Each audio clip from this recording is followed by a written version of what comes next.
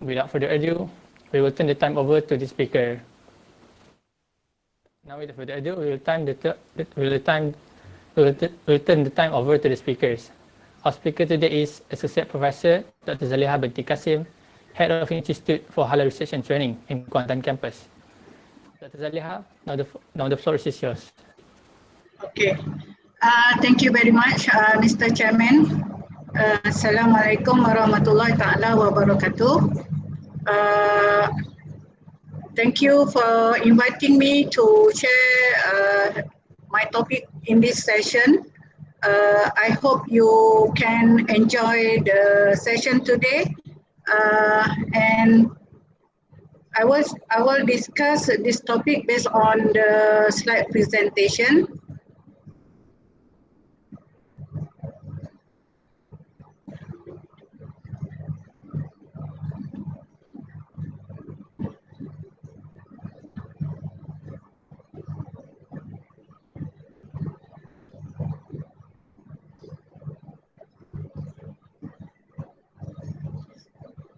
Okay. Okay, the topic given to me is halal aquaculture, the importance of halal practices and conduct in aquaculture industry. So, I would like to actually just make this session as a sharing session. So I'm not the expert, but I try my best to share what I know with all of us here. As an introduction, when we talk about halal, this is an Arabic word meaning permissible and lawful. And of course, if it is halal, it is not haram. So halal versus haram. Allah Subhanahu wa Ta'ala reminded the messenger in Surah Al-Mu'minun, ayat number 51, O messengers, eat of the good things and do good deeds. Verily, I'm aware of what you do. And Allah also reminded us on this in Surah Al-Baqarah, ayat 172, O those who believe, eat of the good things that we gave you. And in hadith, we found many. I extracted two here from At-Tirmidhi. All flesh fed by haram deserve nothing but hell. And another hadith from Muslim. It is unlawful for you to shed the blood of one another or take unlawfully the fortune of one another. So meaning to say, when we talk about halal, it is not only on what we take or what we eat or the material, but also our conduct, our activity or our behavior. And back to the halal industry.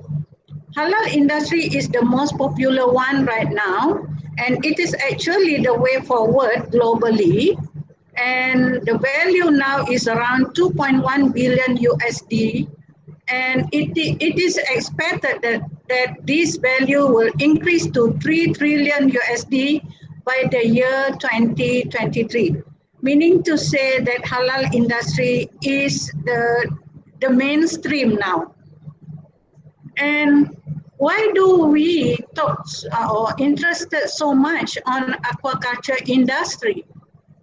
So this is maybe because of the issues of overfishing of most of our wild fish stock in our sea. And also we know that marine and river environment now have become degraded due to the pollution and human intervention. These two issues affect the supply of protein from the sea, or fresh protein, animal protein, which is very important to the global population. So we need to find alternative. And according to the report from FAO, fishing report on the status of this aquaculture industry, it was reported that the farm fish, including aquatic plant, the value is now, the production volume is higher than capture fisheries.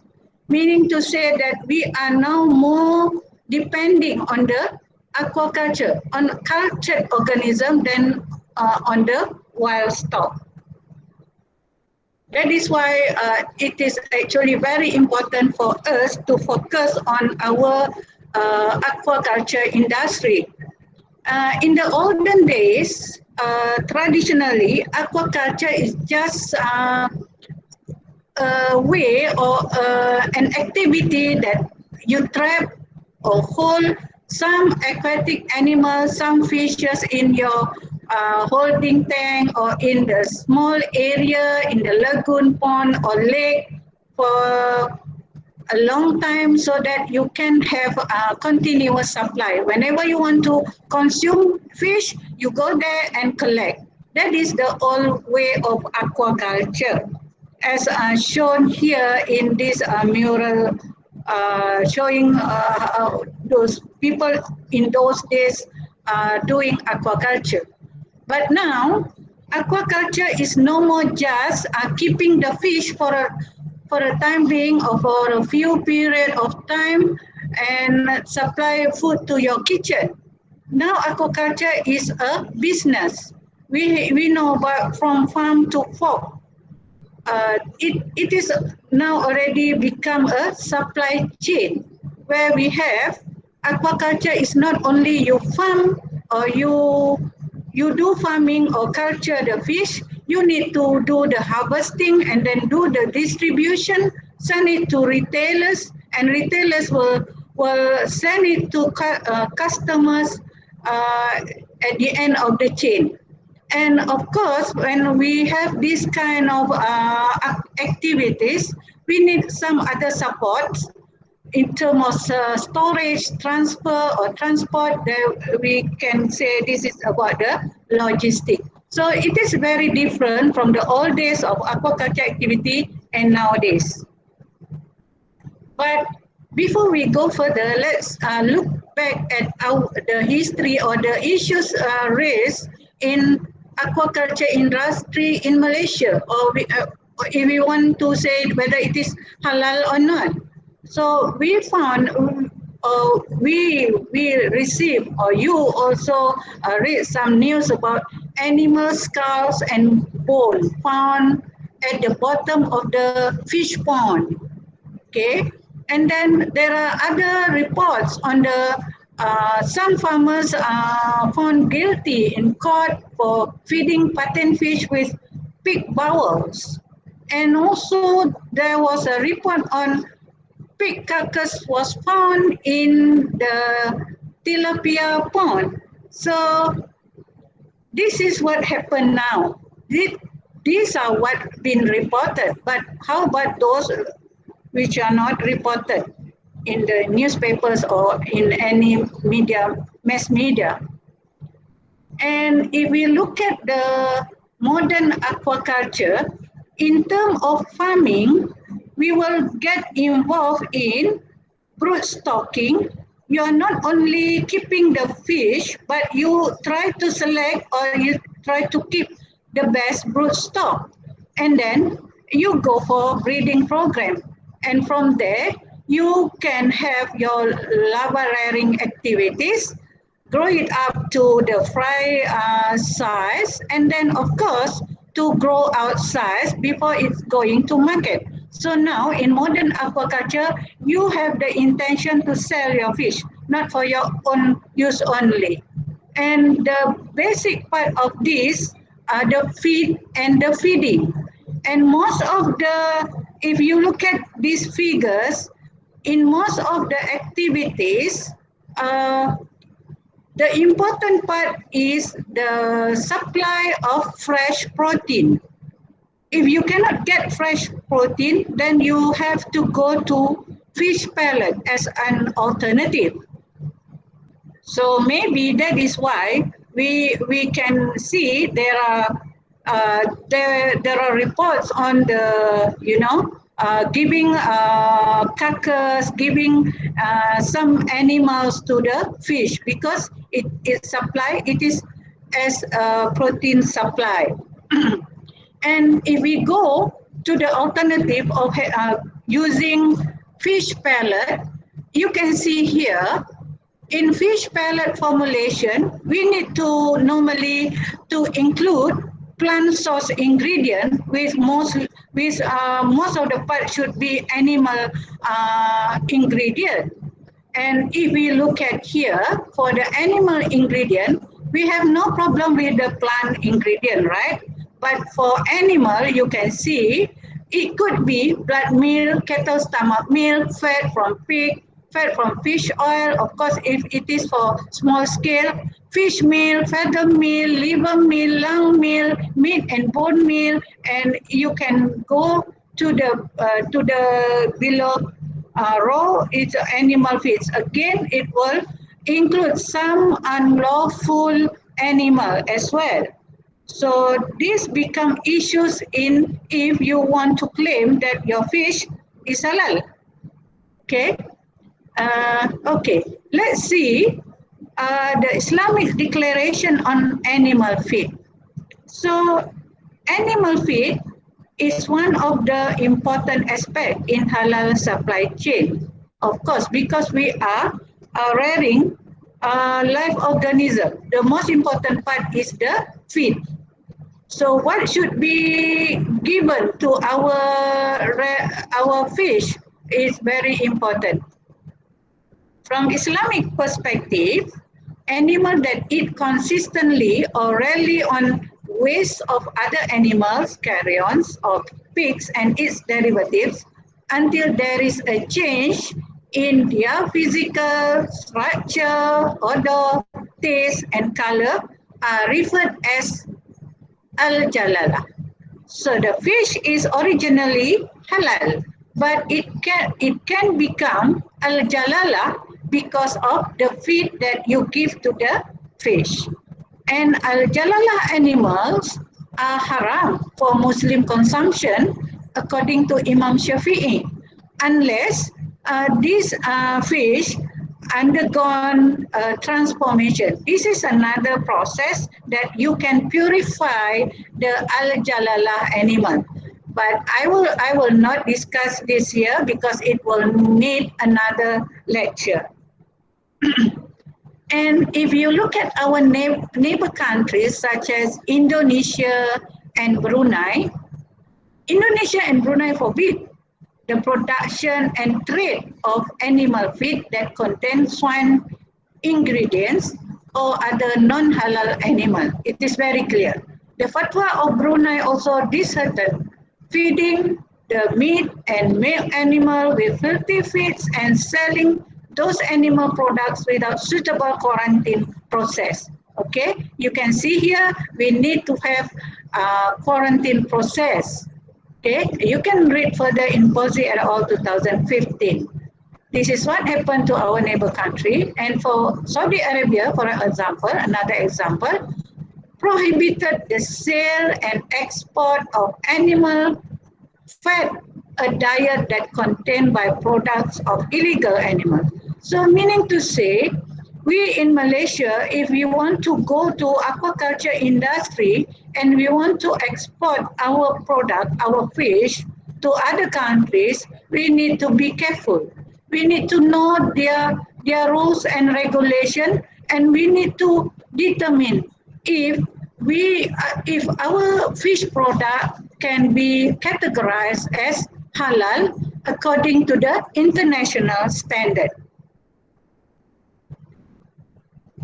And if we talk further on the halal aquaculture, issues related to the halalan toyiban, it can be, we can start from the beginning. We need to check on the pond preparation and selection of fertilizers. In certain aquaculture activities, they use pond. Instead of tank, they use pond. So this pond need to be fertilized. What kind of fertilizer that you use? Normally people use organic fertilizer.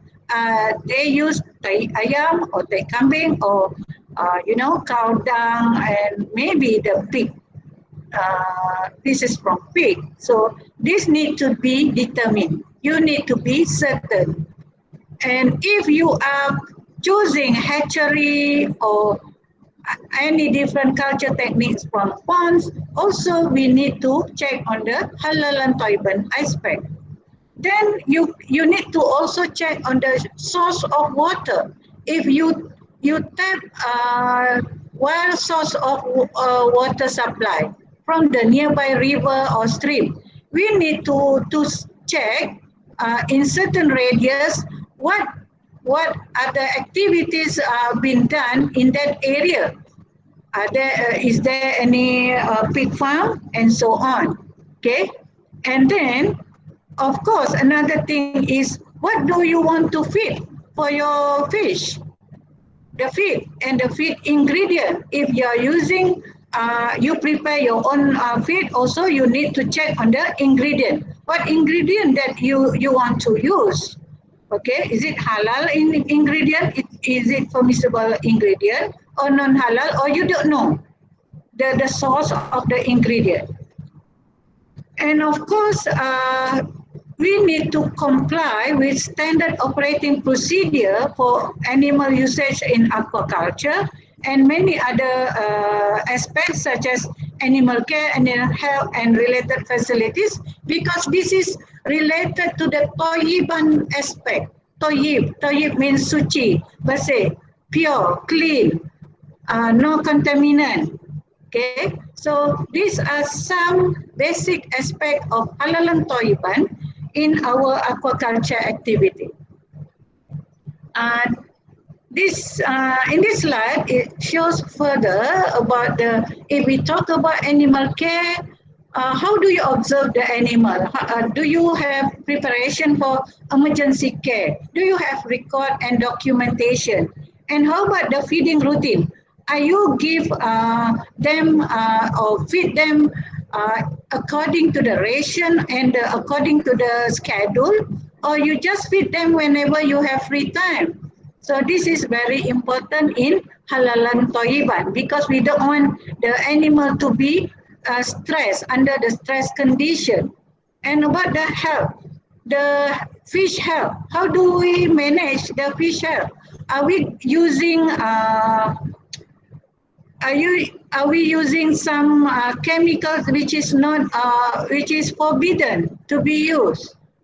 Chemical that will affect the environment, chemical that will affect even to the animal itself. So we need to check on this.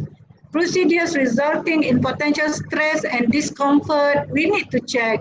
And if we have a dead animal, how do we dispose the animal, the dead animal? And how do we handle pests and predators in the farm? Okay, in terms of facilities, we need to check on the housing, on the space.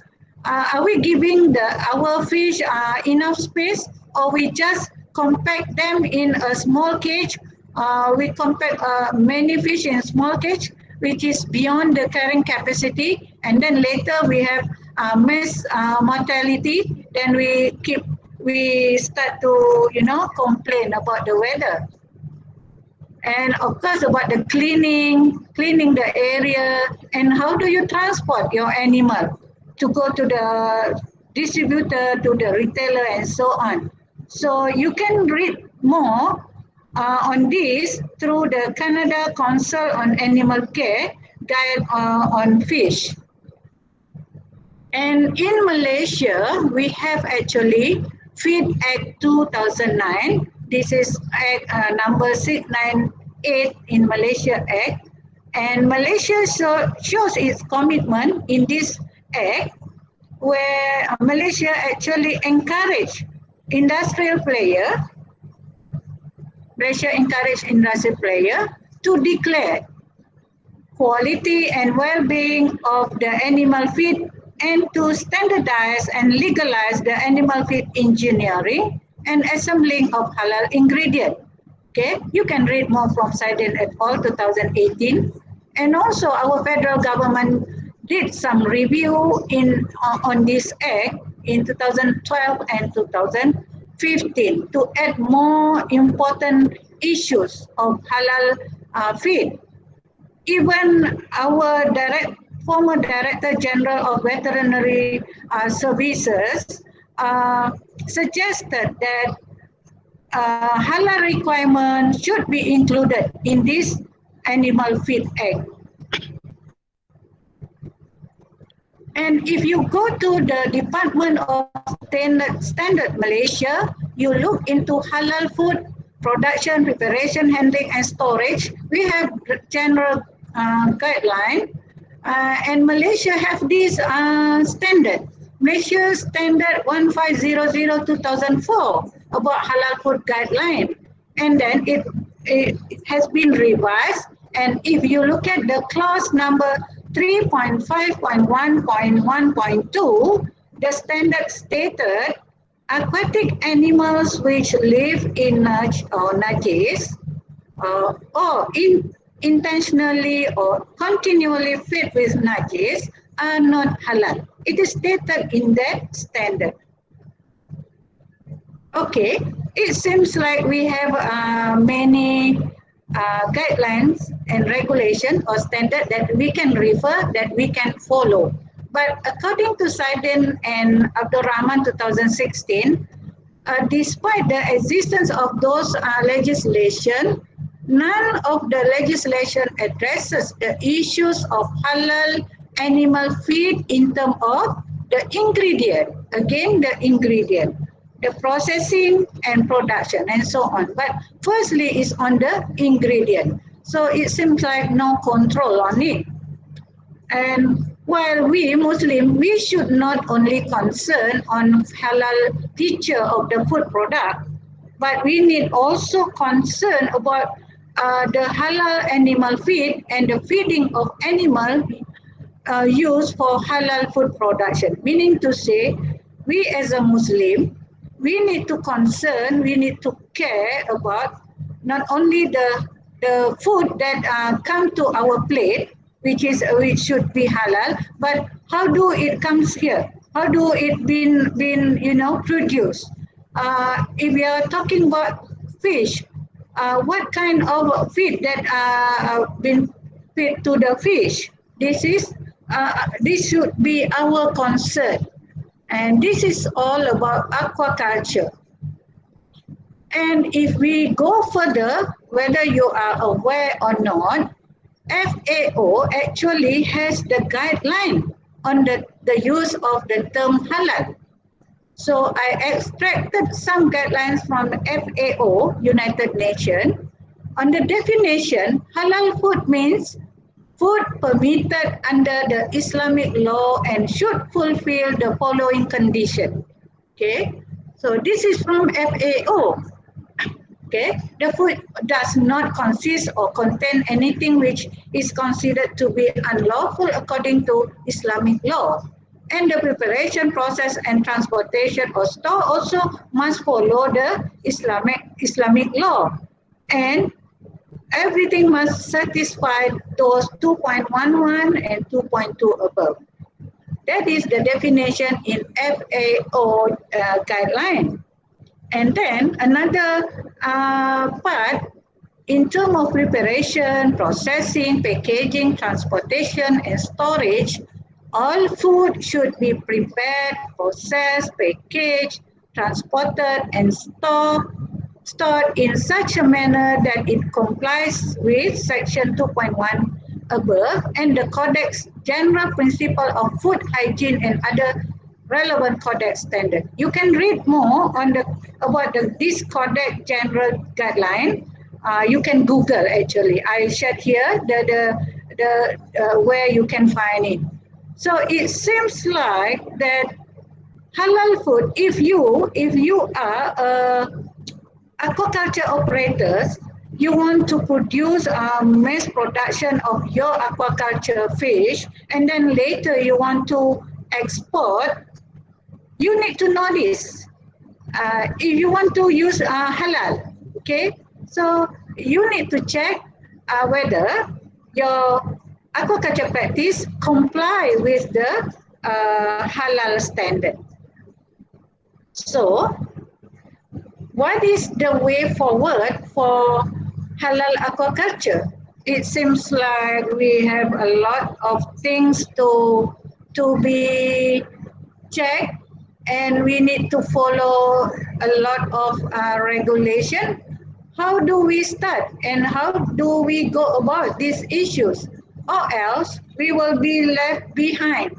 We are talking about halal, about aquaculture, but we don't include halal aspect in aquaculture. We will be left behind. As we can see, halal is the way forward. So this is the one. Now aquaculture business from farm to fork must be in the halal supply chain. So you are no more just keeping some fish with you, but aquaculture, since we said that aquaculture is an alternative to the protein supply from the sea, right? So we need to be serious and make this aquaculture become under the halal supply chain. So from the farming, harvesting, distribution, retailing, and consumer, we have different steps and we have different part to be handled. At the farm, what we should handle, and then we need some storage and transfer. So this what we call halal logistic. If you heard recently about the meat cartel issues, this is more or less about the halal logistic. We don't really care about halal logistic in Malaysia. So at the end, it become a backfire to us. You produce a good fish at your farm, but you don't have a proper storage, you don't have proper transportation from one process to another process. Sometimes the fish may be mixed with other such as the meat from pork and so on. So it's become issues.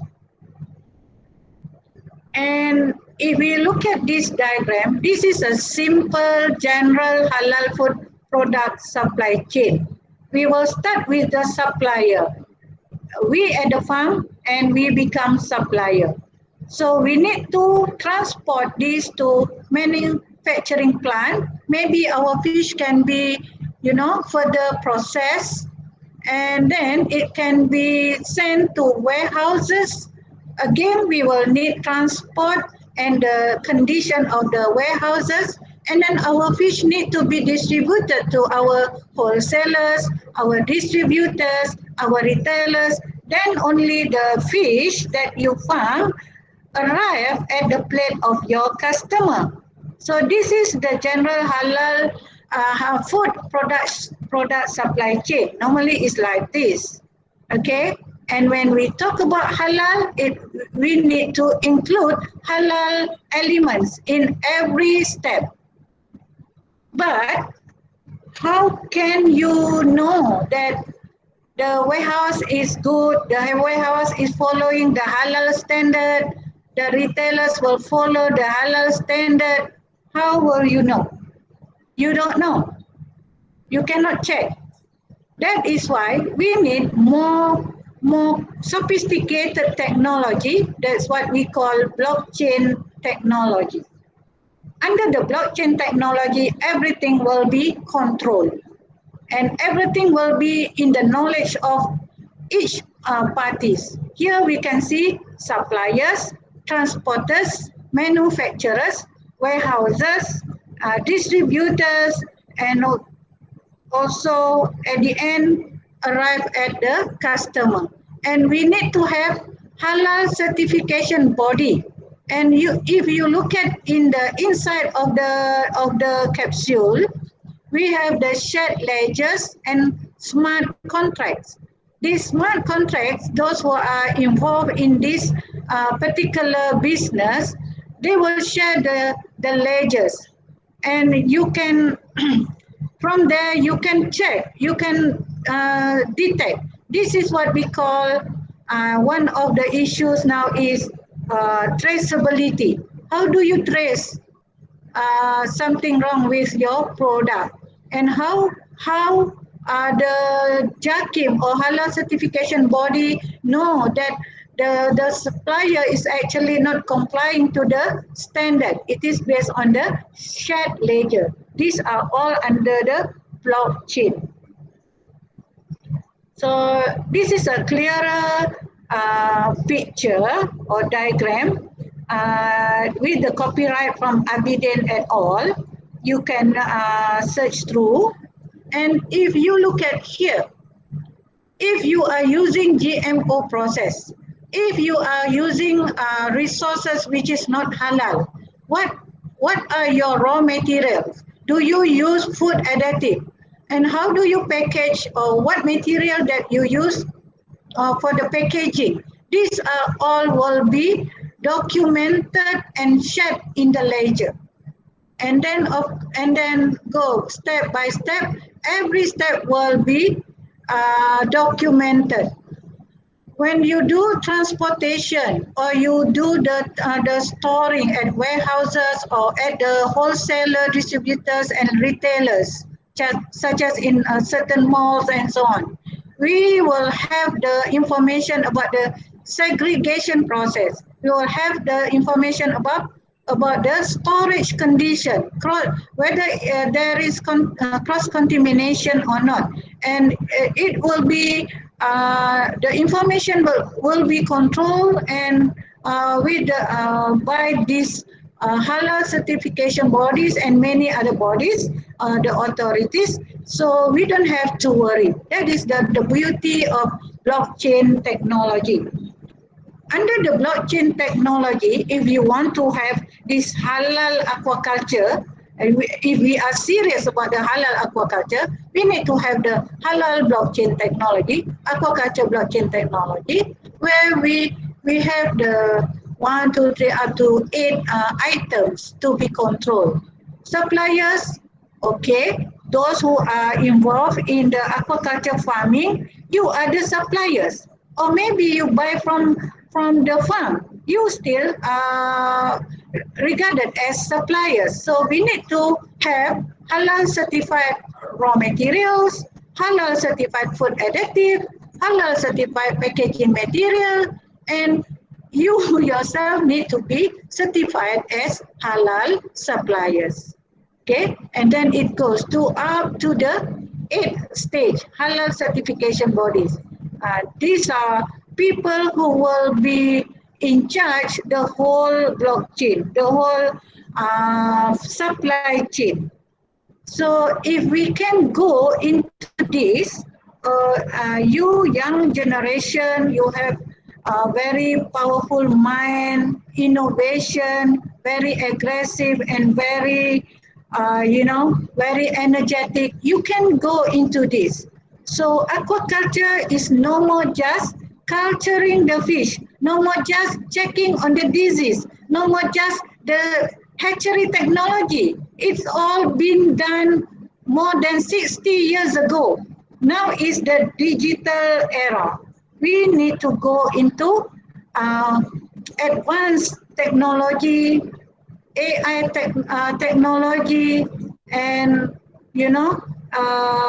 this blockchain technology is very important for our halal industry, especially when we talk about aquaculture industry, or else we will be left behind. These are some references, important references. I have many more. You can ask me, I will email to you. Thank you. Okay, thank you very much, Dr. Thank you very much, Dr. Okay, for the yes. insights on the halal aquaculture. So now we go ahead straight to the Q&A sessions. So for those who want to ask questions live, please click the raise hand button we have. And then once I call your name, you may proceed. Just remember to mute and unmute yourself throughout the Q&A sessions. And as for the rest, you can just simply write the questions in the chat box. So now let's see if there's any questions. So we have one question from Brother Fikri Halim. Assalamualaikum, Doktor. Waalaikumsalam. Yes. I'm curious because halal aquaculture is actually gaining like momentum in the Yes. Western world, right? So why do you Yes. think that is? Because like we as Muslims we have to eat halal food, but why is it that they are also interested in this? Okay. Actually, they are far advanced than us. We are, as usual, we are always at the back. This aquaculture industry has been in place and in the international arena become the mainstream for so long. Then only Malaysia follow. If you, why is it so? This is very common because what can I say? Normally, we okay. The best answer is we are still lacking in terms of expertise, professional who are there to go into aquaculture industry. We know about aquaculture. We have many graduates from aquaculture in 1980s, but we are just end up being a fisheries officer or aquaculture officer. That's all. Very small number of us want to venture into aquaculture industry. We let people who are not having a degree in aquaculture, we let them do the aquaculture. Once they achieve the target or when they become successful, then only we follow. And now, because of the COVID-19, and we have a less number of job on market, we start to think about, yes, we can do aquaculture. It should be started long time ago. That is because we are not brave enough. So that is what we need to do now. COVID is in certain extent is good because it makes us aware that we, the young generation, we need to create job. We need to create job, not hunting job, not become job hunter, but creator of the job. And one of the best thing to do is doing something that you have the knowledge and skill, which is aquaculture. I hope I Okay. can answer you. Yes, yes. Thank you. Okay. Okay, now we have a second question from our brother Fizam. Assalamualaikum, Dr. Zaleha. Waalaikumsalam. I have questions on the products used during the culture of food, the culture of fish. Aside from food, is there any products such as antibiotic, hormones that mengetengahkan isu about halal? Oh, okay. You mean the product or the use of these chemicals or the use of this material in your production activity? Yes, yes. Okay. So actually, I just touched on the ingredient right just now, but it is more than ingredient. For example, because we are talking about halal and toyiban, you don't want to put environmental stress or pressure to your fish. So you shouldn't use certain chemicals that actually in long run or in long term will affect their health, the fish health as well as the environment and the people. For example, using overprim. This overprim or any other chemical to stimulate the maturity of the gonad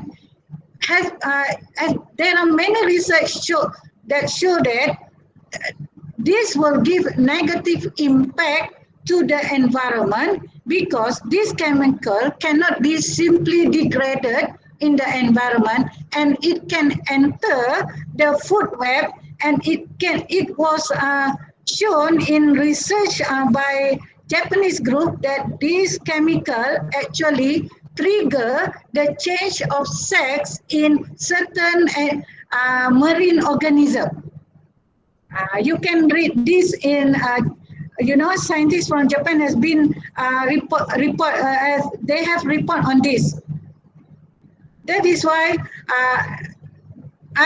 last time when I have activities with students, I keep on reminding, if you use overprim or other hormone, you need to have a standard operating procedure how to dispose your overprim. The residue, how do you dispose? During your activity in the aquaculture hatchery, you just inject, and then you just throw it away. It is not correct. We need to have certain standard operating procedure to ensure that these residues do not go into the water bodies.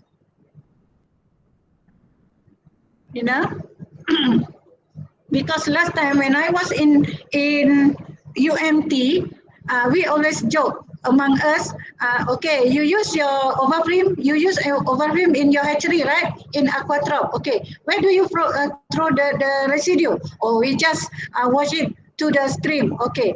And then, okay, so don't be surprised if one day you will find all the biawak here become male, no more female, because they change sex because of this hormone.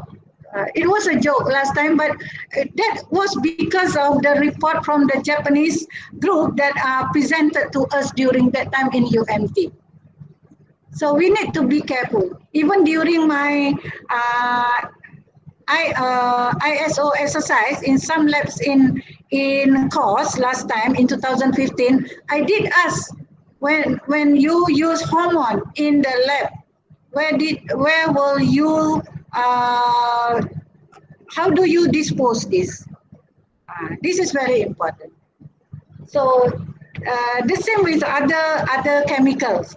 You cannot simply use for treatment of your, for example, methylene blue that you use for your ikan when they are sakit or have some fungus. There are procedures to be followed, and these are all need to be included in your halal aquaculture SOP, because these are all that will be detected at FAO or FDA when you want to export your fish. Okay. Okay, thank you, Doctor. Okay, Yeah. now we have another question from our lecturers, among the lecturers, Dr. Faiz. Yeah. Assalamualaikum, Dr. Zaleha. How are you? Waalaikumsalam. I'm okay, still alive. Alhamdulillah. I'm so happy that you can join us, and it's very proud of for your seminar team. I would like to say thanks a lot lah, because it's very interesting topics, and some of us who are related to this thing benefit a lot from this talk. And I just have one question. Okay. You are already in Inhart, so what actually plan that being for Inhart regarding with this halal aquaculture? What is the future plan? Okay.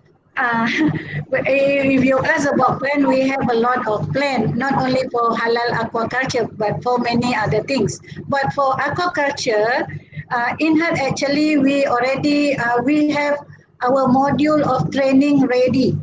Halal aquaculture training, we have 6 modules which are ready to be launched, and if anybody interested to join or to attend to this training module, we can start.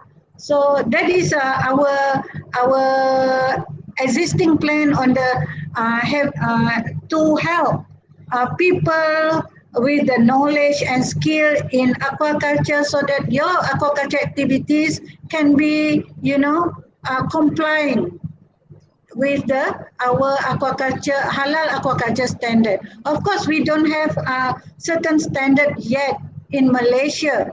If you talk about my GAP, my good aquaculture practices, it is not really halal aspect. It is more on the procedures, and it is related to just the farming aspect.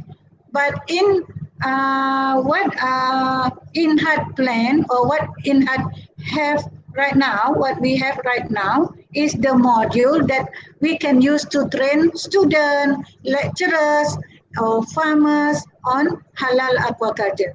That is one. And another one is we promote collaboration. Halal is not doing work in silo. We open to all. We promote collaboration between Kuliah, Institute, and other centers on these halal activities, including on aquaculture and also in marine science. I hope I answer your question. Okay, thank you very much, Dr. Okay, there is one more question from the audience from Brother Fikri Zafran. So previously he conducted internship in greening aquaculture, focusing on ornamental fish. So the breeders are using fertilizer, baja tai ayam, to control the quality of water. So even though those fishes are not for eat, does these fishes need to fulfill the halal system to be supplied to the overseas and local shop? Okay, so it is common for local farmers to use baja teh ayam. Some of these baja teh ayam, if the commercial one, is already been treated. Already been treated with EM and so on. So it is no more the tai ayam. Because why we use tai ayam or tai lembu? It is actually because it will supply nutrient to the water, and this nutrient will encourage the bloom of microalgae, and these microalgae become the food for zooplankton or the live feed, rotifers, copypods, and so on. And these rotifers and copypods are the one will be the diet for the fish larvae. Is more or less a long process. This baja teh ayam will be put in the farm for few weeks. So as you know, I told you before that normally the commercial one is already not baja teh ayam anymore, not teh ayam anymore. It's already composed. Okay. So this is not a problem because you can use it. But if you take from the raban ayam and put it in the kolam, and then you just put in your normally fish eggs or seed inside there, this you need to check based on the water quality, based on the ammonia and so on. Normally this cannot be done. So normally they will use this teh ayam, they will keep until it fermented, decomposed, then only you put the fish. Then this is acceptable. As long as you don't use babi.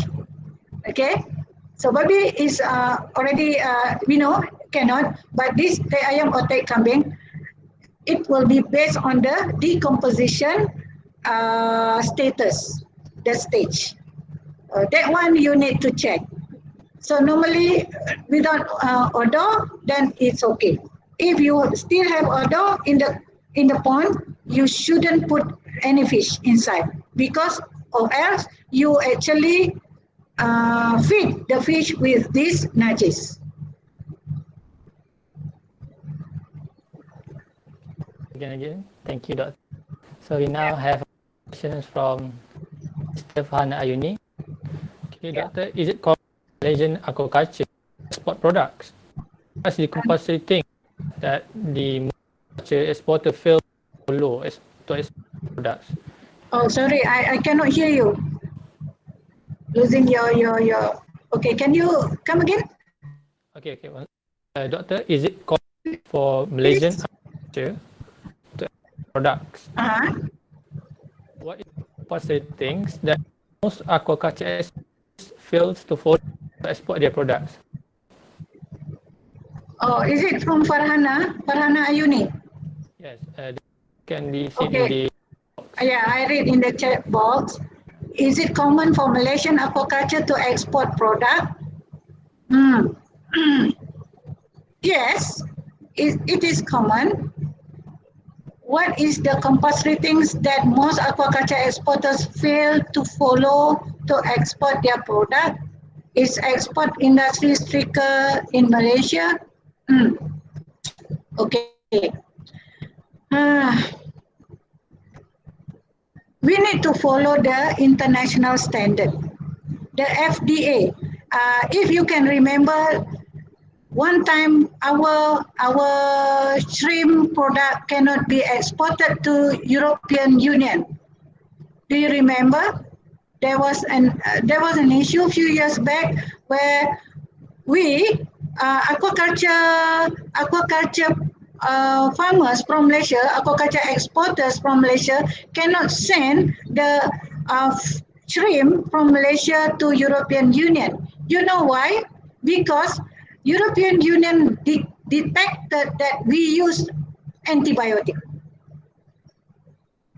They can detect this in the product, so they ban. They banned for a few months or years, I cannot remember, and Department of Fisheries become clam kabut that time. So, and later they have some discussion and improve the aquaculture activities in shrimp aquaculture activities in Malaysia. Then we meet the standard. So, meaning to say, we need to be aware of the international standard and we need to follow. If you as an exporters or farmers just follow the MyGap, and MyGap is not compulsory in Malaysia, you can choose whether you want to follow or not. But if you plan to export your product, you need to follow the international standard. That will be a must. So you can go to the FAO page and see, and then you can go to our MITI to see what will be the requirement of the receiving country. For example, like just now, Saudi Arabia they are very strict. Indonesia and Brunei also very strict. So we need to follow if we want to send our product to them.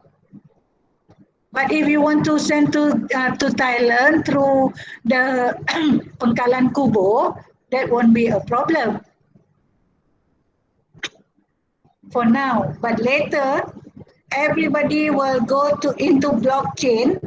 If we are not listed in Halal Aquaculture blockchain, we will be left behind. Okay, so Malaysia is the global player for halal industry. But you know what? Singapore and Thailand is more advanced than us in terms of halal. So we need to go fast. So you are in the marine and aquaculture sector, you need to go fast. You need to know some research on the traceability, how to trace, how to do this, to trace some chemical in your product. And how do you ensure that your fish is clean? How are you going? You need to know. Okay, you tell people, hey, my ikan is halal. I'm the producer of halal fish. So what to show? What is the proof that your ikan is halal? So you need to provide them tools to determine, to check that yes, your ikan is halal. So there are a lot more to research. Don't just do research on live feed on the, formulation. This is very common. It's been done 40, 60 years ago. Okay. Sorry, I talk so much. Again. Now Okay. we have Ah, yes. two extra questions. Question from Rashad, right? Yes, in the chat box. So some aquaculture of fish higher than price, guilty or responsible as he owned the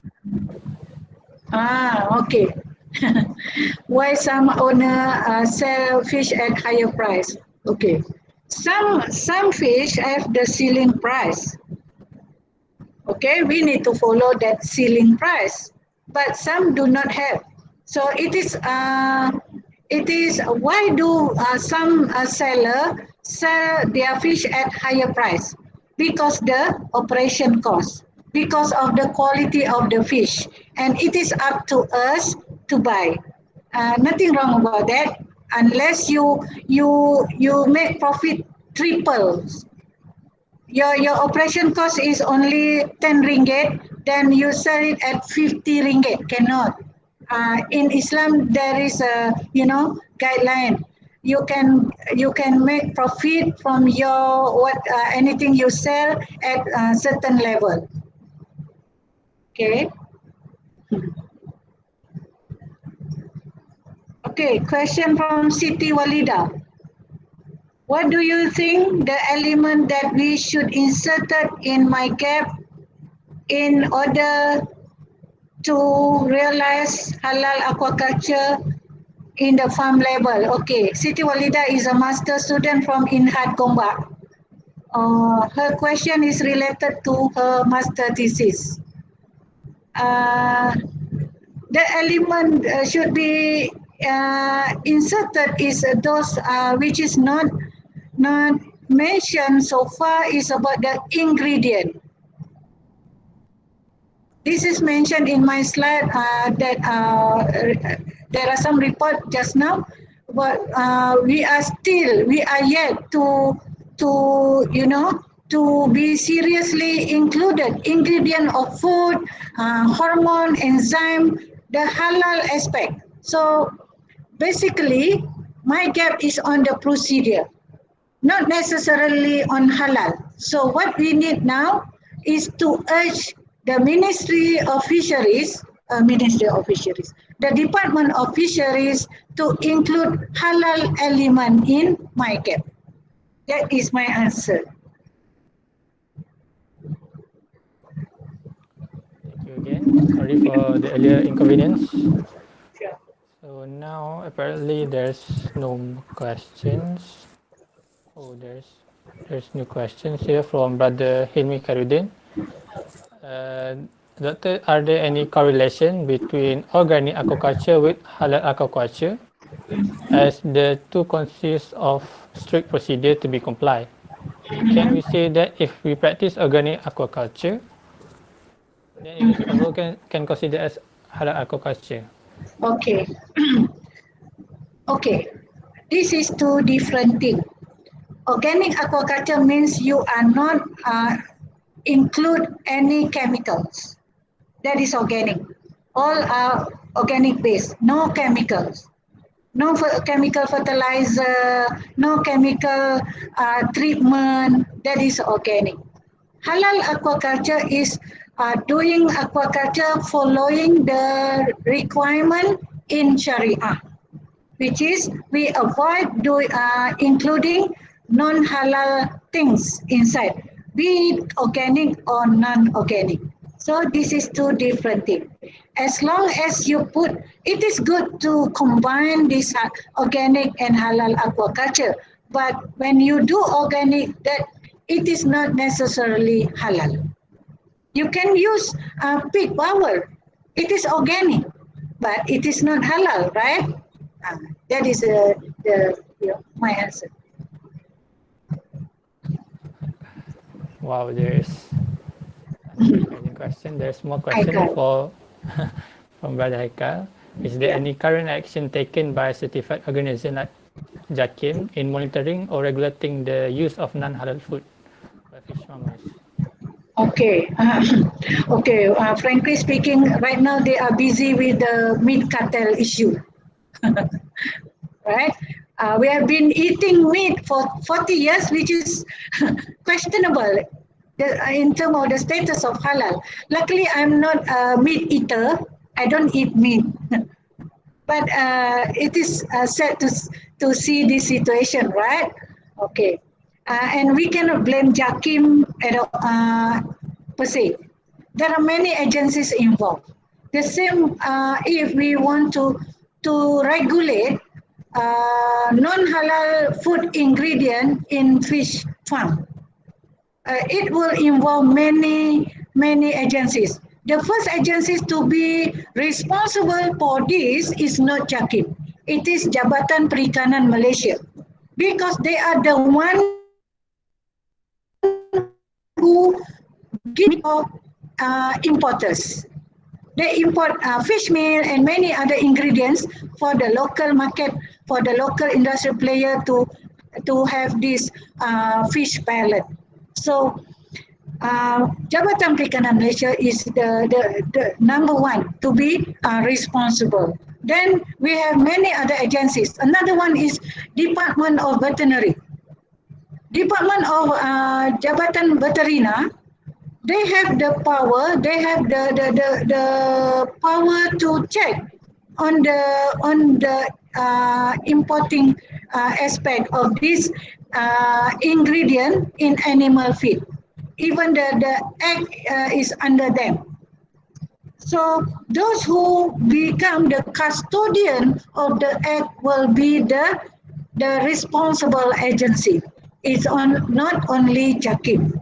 Jakim will be on the endorsement of halal certification. So it should be a combination of different agencies and bodies, and of course you all as researchers from Islamic University, you need to do something as well.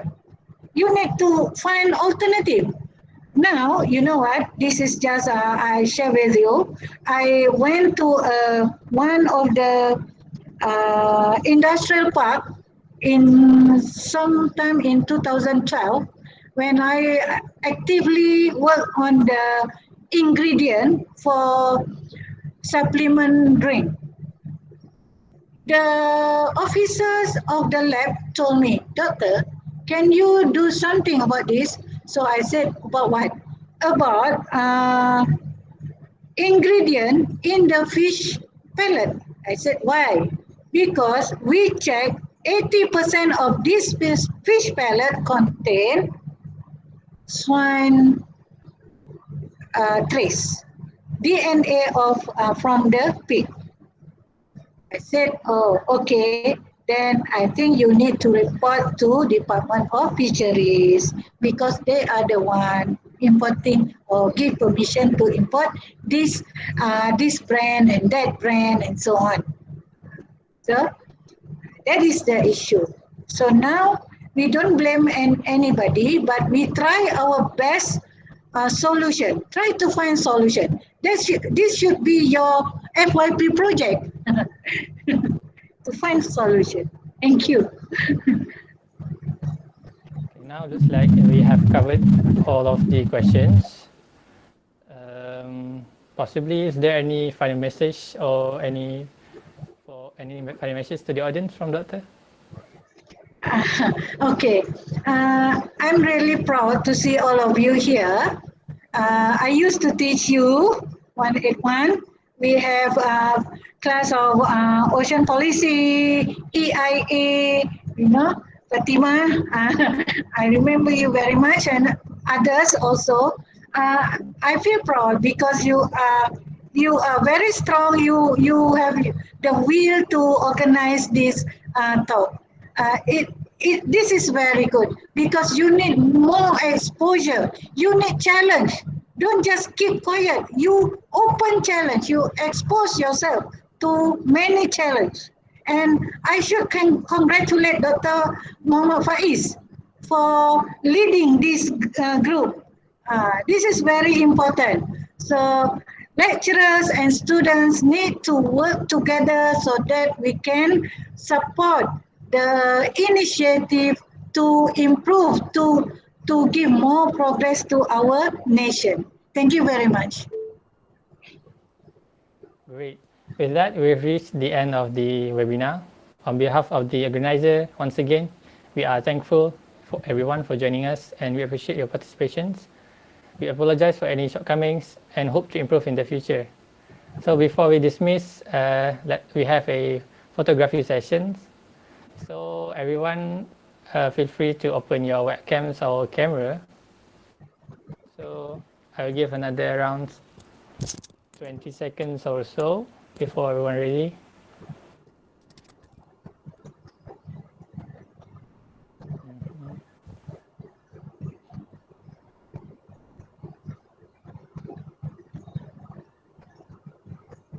Thank you for the cooperation.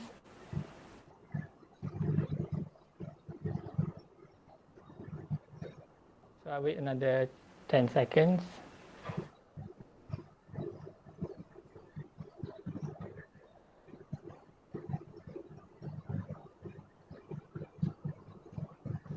Once again, thank you everyone for the cooperation. And now it seems like everyone is ready. So don't forget to smile. And in 3, 2, 1.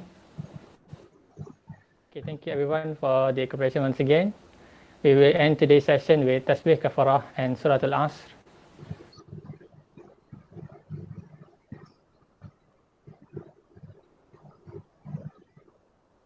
Assalamualaikum warahmatullahi wabarakatuh and have a great day everyone.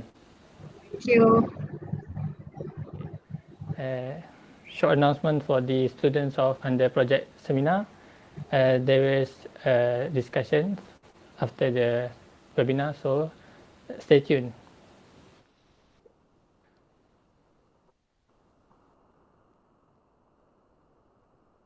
Okay. Assalamualaikum semua. Waalaikumsalam. So, hi to group tu, okay. Salam. Wah, clap. Semua bagi celebration yang sangat mantap Saya masuk terus, ada lagu macam conference pula kan. So I think it's very well well prepared webinar. And I would like to congratulate the organizer because of course you improve from the first encounter kan. So I think it's very good lah. The way Karim Nazri ni handling the audience and everything okay, very ni lah, memang ada bakat jadi moderator lah. Siapa kita tengok esok pula esok Aslam so from group 2 ada siapa nak komen sharing your experience apa benda, what can you benefit from this organizing this webinar? Apa nak share lain daripada moderator? Cepat. Semua senyap. Kita nak kena type kat chat box. Okay, lagi doktor apa dia? Sila. Apa dia? Saya tak bertangkap tadi. Tak, what can you what can you share from from this what benda yang benefit yang dapat daripada buat webinar untuk hari ni? From group 2. I want to see respond. Dapat apa? Kita realize lah macam luar kita punya circle ramai lagi orang yang berminat dengan topik ni. So macam kita dapat connect dengan orang luar bila kita buat webinar macam tu, kita spread kan. Macam saya pun terkejut macam ada member saya yang join ni. Kan. Lagi. Seorang lagi. Hafizam. Saya. Ya. Saya agak terkejut juga sebab ada daripada bukan kos marine yang berminat nak join kita punya webinar ni, contohnya daripada kawan saya daripada Universiti Gajah Mada ada join tadi, and then ada juga yang daripada kuliah farmasi Hafizul Anik tadi saya nampak. Dari kuliah formasi sangat jauh ya, tapi berminat untuk join kita punya topik discussion lah. Saya agak rasa macam membuka mata saya lah. Selain walaupun kita tak belajar sesuatu yang kita tak belajar course tu, kita boleh juga ambil tahu sebenarnya. Sama juga goals tu budak meril lah. Jangan fikir kita nak join talk yang dalam bidang kita je. Kita boleh juga ambil tahu pasal talk lain-lain semua. As I mentioned in the class during the first few lecture tu, now you can connect from to the world. So not just and then the strength of the webinar is not just because of the speaker, it's because of the topic that you choose. Last time you choose about topic about career after graduation apa semua. Ramai gila datang, 50 orang datang. And then hari ni pula apa yang mana related dengan yang nak dengar pasal apa aquaculture ni apa semua ni pun join juga. Ada yang master student lah apalah apa semua tu. So I think it serve the purpose lah for you guys. And doktor mana? Ya, dia nak tambah apa-apa?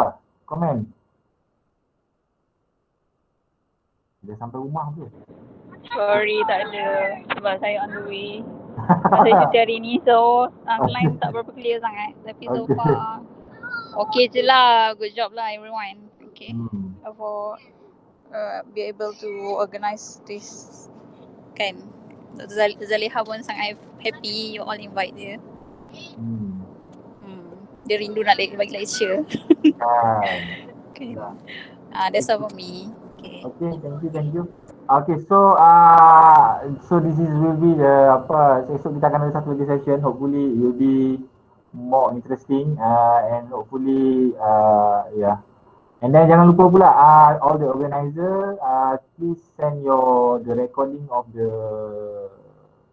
seminar, upload upload lah dekat boleh upload kan dekat Classroom kan ke apa.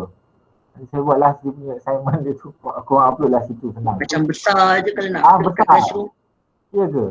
Kalau kita upload kat YouTube supaya sharing Google Drive. Kalau tak kita boleh kat upload YouTube GC, maybe boleh share Google Drive ni lah kot. link ataupun boleh. Share link, just email to us, then we can. Saya nak tengok ni je macam mana the way you handle ni je.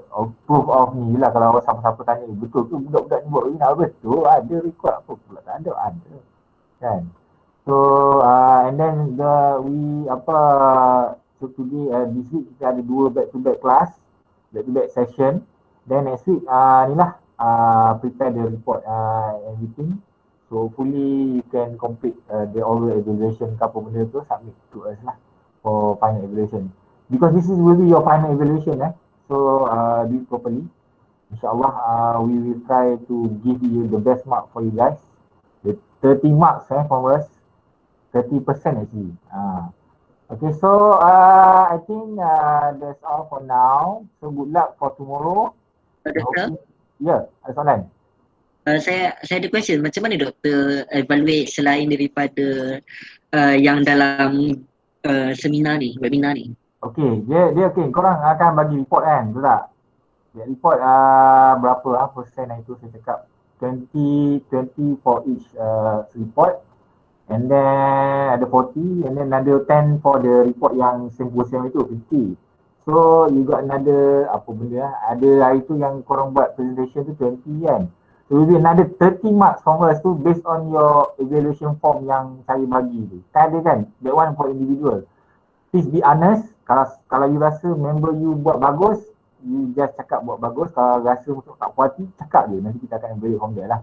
So there will be another final 30% tu, 15 marks akan ni lah from each of us lah. Saya akan bagi markah lah secara overall. So as I said from the first day of this class, it's all about cooperation, it's all about organization. Kalau tak jadilah nama tajuk projek seminar kan. So collaboration tu penting.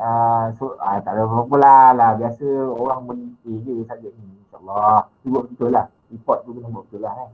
Okay, I think ada soalan lain sebelum kita tutup? Tak ada? Okay, with that think we join our siapa tu? Aslam. Kenapa? Tak ada. Tak ada. Okay. We join the class with the citation of Tasbih Kafarah lah.